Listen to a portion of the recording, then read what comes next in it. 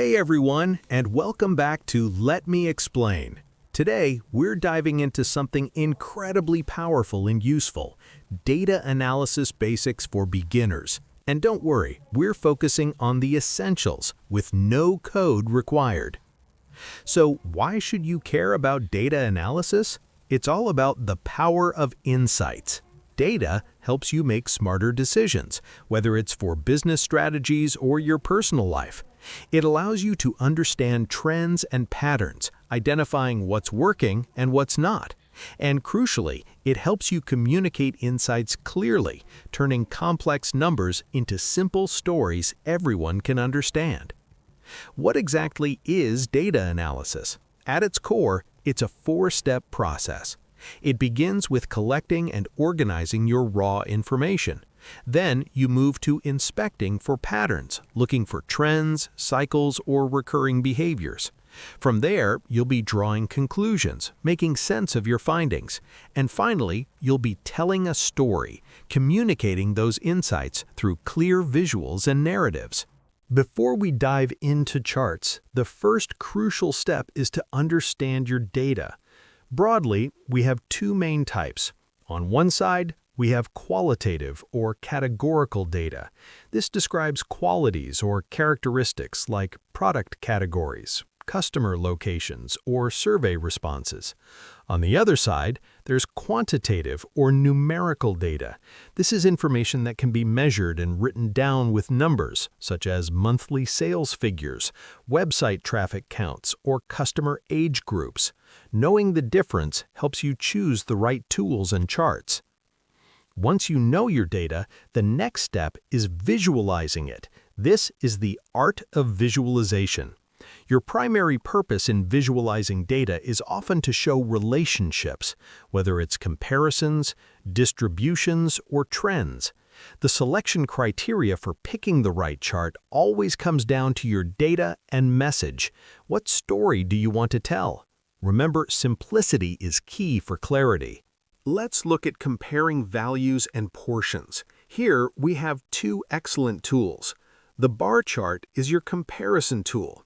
It's best for comparing different categories side by side, like sales by product type, clearly showing differences in values. Then the pie chart is your composition tool. It's ideal for showing how parts make up a total, best used with 2 to 5 distinct categories, like market share percentage. You can quickly see which slice is largest. If you want to track progress and see trends over time, the line chart is your best friend. It helps you visualize changes, perfect for tracking growth, decline, or stability over a period. It also provides historical context, helping you understand how current data points compare to the past. Common uses include website traffic, stock prices, temperature changes, or monthly sales. Now that you've visualized your data, the real magic happens: reading the story. This is where you identify trends. Is the data going up, down, or staying flat?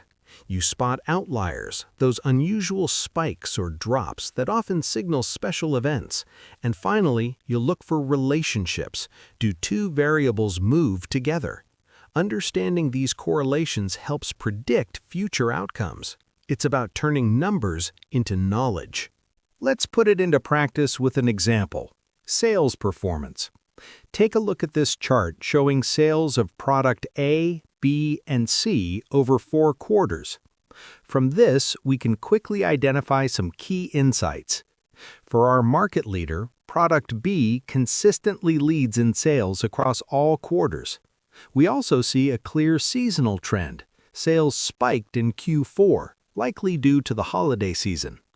And for a stability check, product A shows steady but lower performance compared to the others. These are all conclusions we can draw just by analyzing the chart. The best part? You don't need to be a coding wizard. There are many powerful and simple tools available. Spreadsheets like Google Sheets and Microsoft Excel are the foundation for organizing, calculating, and basic charting. Online dashboards, such as your own YouTube Studio and Analytics, provide instant insights into audience behavior. And survey tools like Google Forms can easily collect your own data and automatically generate summary charts. The power is already in your hands. So, where do you start? The best way to learn is by doing. It's your turn to start exploring data. Analyze your own data. Check your YouTube analytics or even your personal budget to find interesting trends. Explore public datasets from government portals or sites like Kaggle. And definitely practice visualizing by creating simple bar, pie, and line charts in Excel or Google Sheets. Experiment and have fun. That's it for our introduction to data analysis basics. I hope this helped you understand the power of data and how easy it can be to start exploring it. If you found this video helpful, please like this video, subscribe for more easy explanations just like this one, and comment your data questions below. I'd love to hear from you. Thanks for watching, and I'll see you in the next one.